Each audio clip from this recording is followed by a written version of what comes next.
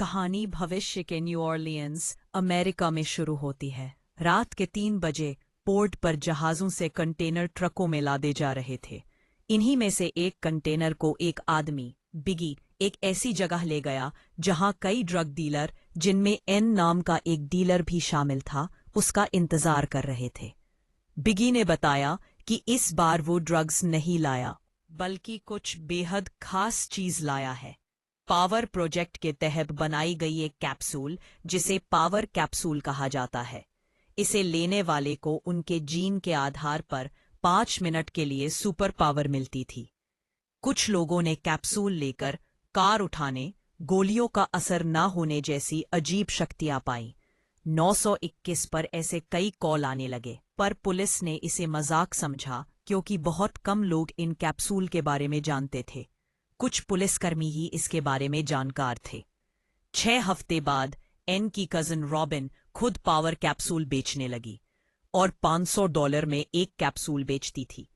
3 लड़के उससे खरीदने आए, लेकिन वे उसके सारे कैप्सूल लूटना चाहते थे। तभी जासूस फ्रैंक वहां आया और बंदूक दिखाकर उन किशोरों को डराया। जब उनमें से एक कैप्सूल खाने लगा तो फ्रैंक ने चेतावनी दी कि सभी कैप्सूल ताकत नहीं देते, कुछ शरीर फाड़कर मौत भी दे देते हैं। डरे हुए लड़के भाग गए। फ्रैंक रॉबिन का पुराना ग्राहक था। वह अपराधियों का सामना करने के लिए कैप्सूल लेता था ताकि बराबरी कर सके। उसने रॉबिन से कैप्सूल खरीदे और अपनी इस्तेमाल की गई बाइक उसे जन्मदिन के तोहफे में दे दी। रॉबिन खुश हो गई। वह अपने घर में एक हरे डिब्बे में पैसे जमा करती थी, जिसकी चाबी उसने अपने पिता की फोटो के पीछे छिपा रखी थी। उसका सपना था कि वह एक मशहूर रैपर बने।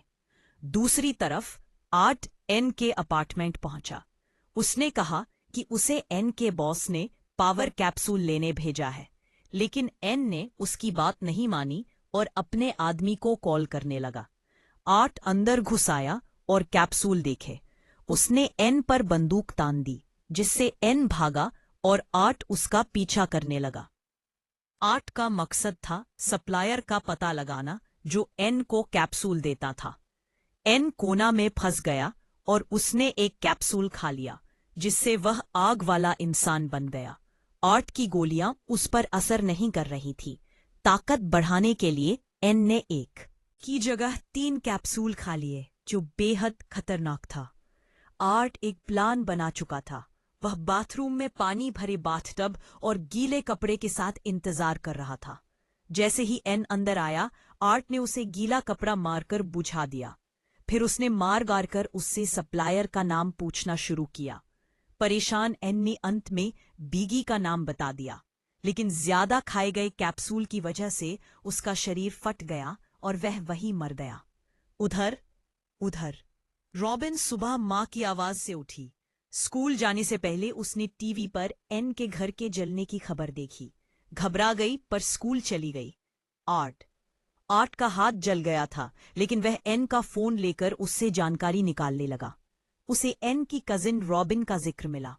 उसने खुद को सप्लायर बताकर रॉबिन को मैसेज किया और मिलने के लिए बुलाया। इसी बीच एक बैंक में बंधक स्थिति बन गई। फ्रैंक, उसका साथी लैंड्री और कैप्टन क्रेन वहां पहुंचे। तभी काले सूट वाले कुछ सरकारी एजेंट आए और पुलिस को पीछे हटने को कहा। फ्रैंक को शक हुआ और उसने खुद एक कैप्सूल लेकर पीछे के दरवाजे से बैंक में घुस गया। उसकी त्वचा स्टील जैसी कठोर हो गई थी। अंदर उसे एक चोर मिला जो कैमोफ्लाज होकर दीवारों में घुलता मिलता था। फ्रैंक ने उसे पकड़ा और बंधकों को छुड़ाया, लेकिन कैप्टन क्रेन ने उसे कैप्सूल इस्तेमाल करने पर डांटा। फ्रैंक ने कहा कैप्सूल पर कोई कानून नहीं है। फ्रैंक को इन काले सूट वालों पर शक था।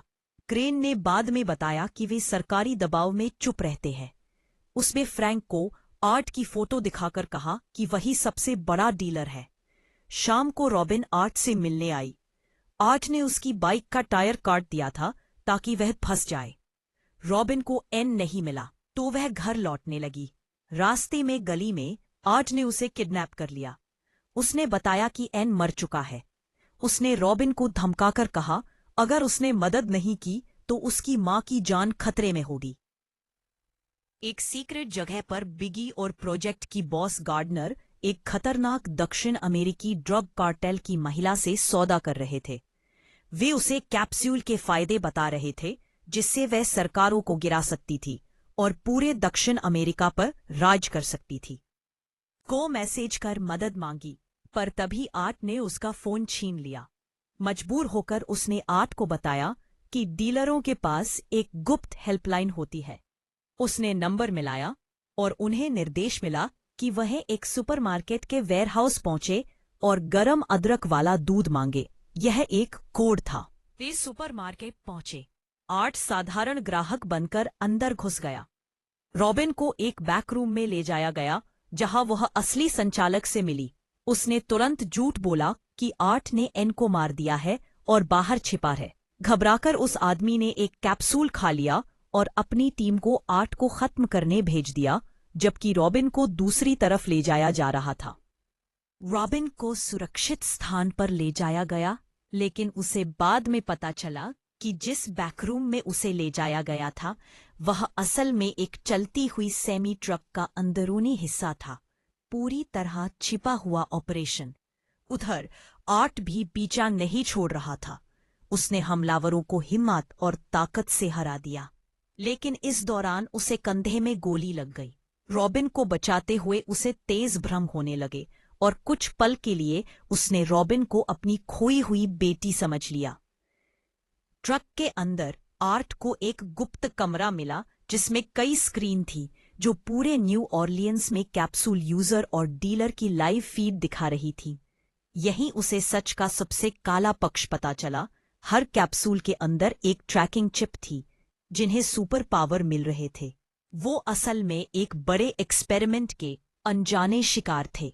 इसके अलावा उसे पता चला कि कई हाई प्रोफाइल खरीदार इन कैप्सूल को बड़े पैमाने पर दुनिया भर में फैलाने की तैयारी कर रहे थे। आर्ट ये सब रुकवाने के लिए किसी भी हद तक जाने के लिए तैयार था। तभी रॉबिन जिस आदमी की शिकायत कर चुकी थी वह अपनी हीलिंग ताकतों से फिर से जिंदा होकर वापस आ पहुंचा। लेकिन आर्ट, जो पहले से थका और घायल था, फिर भी उसे हमेशा के लिए खत्म करने में कामयाब रहा। जब कैप्सूल का असर खत्म होने लगा तो आर्ट मुश्किल से खड़ा रह पाया और रॉबिन से अपने घावों का इलाज करने की गुजारिश की। उसने आखिरकार सच्चाई खोली। उसने आर्ट मुश्किल से खड़ा रह पाया और रॉबिन से अपने घावों का इलाज करने की गुजारिश की। एन ने खुद कई कैप्सूल खाकर ओवरडोज किया था, जिससे उसका शरीर फट गया। रॉबिन आर्ट को अपनी मां के एनिमल क्लिनिक ले गई ताकि उसकी जान बचाई जा सके। वहां गोली निकाली गई और उसके घाव सिल दिए गए। वहीं रॉबिन ने अपनी कहानी बताई। उसने कबूल किया कि उसने कभी कैप्सूल की हिम्मत नहीं की क्योंकि उसने एक लड़की को एक ही डोज के बाद मरते देखा था। वह मजबूरी में डीलिंग करती थी क्योंकि उसकी मां की डायबिटीज का इलाज बहुत महंगा था और साथ ही उसका सपना था कि वह एक बड़ी रैपर बने। आर्ट को शुरू में यकीन नहीं हुआ, लेकिन जब रॉबिन ने अपनी रैप स्किल्स दिखाई तो वह उसका सबसे बड़ा फैन बन गया और बोला कि वह सच में बड़ा नाम बन सकती है। इसी दौरान फ्रैंक रॉबिन के घर पहुंचा और बाहर एक कार देखी जिस पर टेलियो कंपनी का स्टिकर लगा था। ये वही संदिग्ध डिफेंस कॉन्ट्रैक्टर था। अंदर कुछ सूट पहने आदमी रॉबिन की मां से रॉबिन के बारे में पूछताछ कर रहे थे, लेकिन मां को कुछ पता नहीं था। वह सिर्फ इतना कह रही थी कि रॉबिन अब तक घर लौट आनी चाहिए थी। उन्हें हटाने के लिए फ्रैंक ने एक तरकीब निकाली। वह बाथरूम की खिड़की से अंदर आया, खुद को पानी से भिगोकर ऐसे बाहर निकला जैसे वह रॉबिन की मां का बॉयफ्रेंड हो। दोनों आदमी चौंके क्योंकि घर में सिर्फ मां बेटी रहती थी, पर फ्रैंक की चालाकी और आत्मविश्वास से वे घबरा गए और आखिरकार घर छोड़कर चले गए। जाते जाते फ्रैंक ने चोरी छिपे मां का फोन उनकी कार पर चिपका दिया ताकि वह उन्हें ट्रैक कर सके। उधर आर्ट को पता चला कि दिगी कुछ संभावित खरीदारों को पावर कैप्सूल का डेमो दिखाने वाला है। वह और रॉबिन तुरंत वहां पहुंचने के लिए निकल पड़े। रास्ते में आर्ट ने रॉबिन को टेलियो कंपनी का असली सच बताया। यह कोई साधारण प्राइवेट ठेकेदार नहीं था, बल्कि वही संगठन था जिसने पावर कैप्सूल बनाए थे। आर्ट ने बताया कि जब वह एक एलीट अमेरिकी सैनिक था, तब उसे और उसके साथियों को रेडिएशन भरे कमरों में बंद करके इनके जीन के साथ खतरनाक प्रयोग किए गए थे। एक बार आर्ट ने खुद कैप्सूल लिया था, लेकिन उससे मिली ताकत इतनी भयानक थी कि उसने अपने ही लोगों को लगभग मार दिया था और नियंत्रण खो बैठा था। सालों बाद उसकी बेटी ट्रेसी पैदा हुई। उसने अपने पिता के बदले हुए जीन विरासत में पाए, जिससे वह बिना किसी कैप्सूल के स्थायी सुपर पावर रखने वाली दुनिया की पहली इंसान बन गई। यह खबर फैलते ही टेलियो ने उसे सोने की खान समझकर अगवा कर लिया, जिससे आर्ट की जिंदगी तबाह हो गई। जब आर्ट और रॉबिन डेमो वाली जगह पहुंचे तो उन्होंने एक जोड़े को देखा जो संभावित खरीदार लगे। आर्ट ने नशे में होने का नाटक करके उनसे टकराया और उनकी बाइक की चाबी चुरा ली। उसने चाबी रॉबिन को दे दी, धन्यवाद के तौर पर। फिर उसने गंभीर स्वर में उसे बाहर इंतजार करने को कहा और खुद अंदर चला गया। आर्ट ने पहले गार्ड को चुपचाप गिरा दिया और पास की एक्सेस कार्ड लेकर अंदर घुस गया। उधर बिगी खरीदारों के सामने बड़े जोश से पावर कैप्सूल का प्रचार कर रहा था। बताता जा रहा था कि ये इंसानों के विकास की अगली सीढ़ी है, जो जानवरों की अद्भुत क्षमताओं से प्रेरित है। जैसे छिपकली हाथ पैर उगा लेती है, ऑक्टोपस रंग बदलता है और वुल्वरीन मेंढक हड्डियों को हथियार बना लेता है। हर कैप्सूल व्यक्ति की जेनेटिक क्षमता के मुताबिक अलग सुपर पावर देता था। बिगी ने यह भी कहा कि अगर वे टेलियो में पैसा लगाएंगे तो भविष्य में इंसानों को स्थायी सुपर पावर दिए जा सकेंगे बिना कैप्सूल के। लेकिन उसने यह भी कबूल किया कि हर कोई कैप्सूल सहन नहीं कर पाता, इसलिए एक खास मशीन बनाई गई थी जो डीएनए को एडजस्ट करके खतरे को कम करती थी। एक महिला कैंडी पर इसका डेमो किया गया। उसने कैप्सूल लिया, लेकिन उसका डीएनए बदलाव की अस्वीकार करने लगा और वह फटने ही वाली थी। मशीन ने आखिरी पल में उसे स्थिर कर दिया। इसी बीच आर्ट चुपके से अंदर सब देख रहा था। उसने एक गार्ड को खत्म किया, लेकिन जल्द ही उसकी पहचान खुल गई। मजबूरी में उसने बीगी को पकड़ लिया और किसी को भी आगे बढ़ने की हिम्मत न करने की चेतावनी दी। तभी अराजकता मच गई। एक खरीदार महिला अपने गुंडों के साथ पूरा सूटकेस भर कैप्सूल लेकर भाग गई।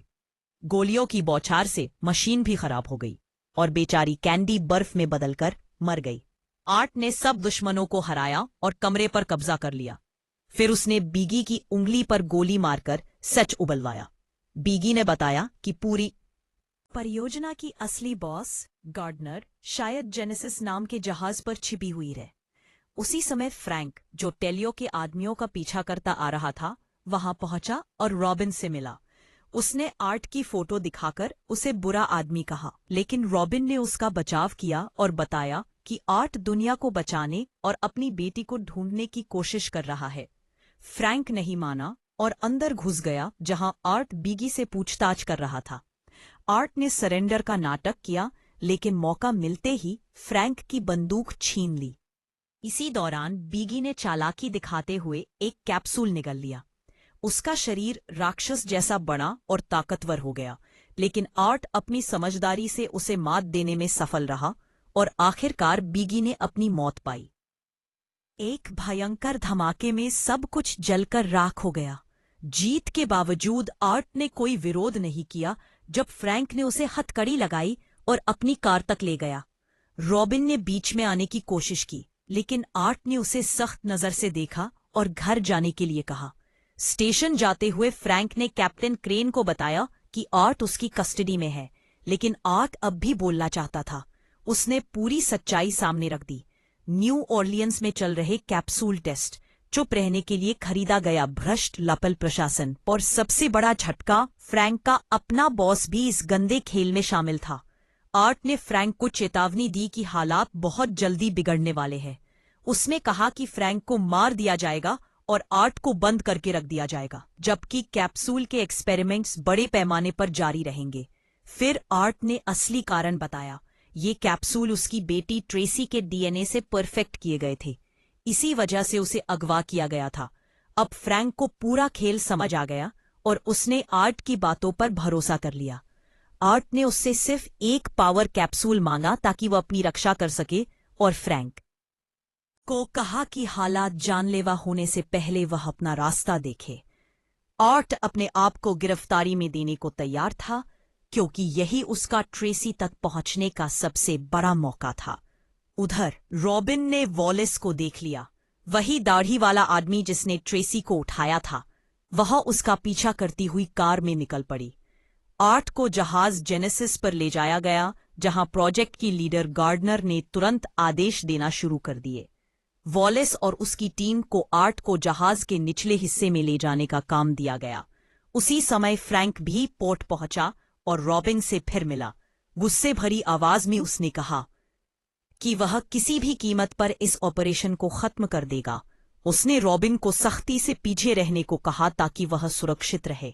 फ्रैंक ने खुद एक पावर कैप्सूल लिया और गार्ड को झांसा देने की कोशिश की कि वह जहाज का ही आदमी है, लेकिन गार्ड नहीं माना। हालात तुरंत बिगड़ गए। गार्ड ने गोली चलाई, लेकिन कैप्सूल की वजह से फ्रैंक की सख्त त्वचा पर गोली ऐसे उछल गई जैसे किसी दीवार से टकराई हो। दूर से देखती रॉबिन का दिल बैठ गया। उसे लगा फ्रैंक मर गया। समय बर्बाद न करते हुए वह एक ट्रांसपोर्ट वैन में छिपकर जहाज के अंदर घुस गई। अंदर पहुंचकर उसकी मुलाकात फ्रैंक से हो गई, जिसने गार्ड को पहले ही हटा दिया था। तभी उसे एहसास हुआ कि फ्रैंक की शक्ति उसकी त्वचा को लोहे की तरह सख्त बना देती है और अब वह किसी नियम से नहीं बंधा था।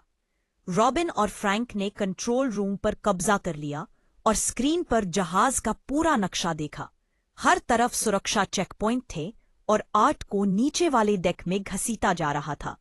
फ्रैंक तुरंत बचाव मिशन के लिए तैयार हुआ और रॉबिन को दरवाजे दूर से कंट्रोल करने को कहा।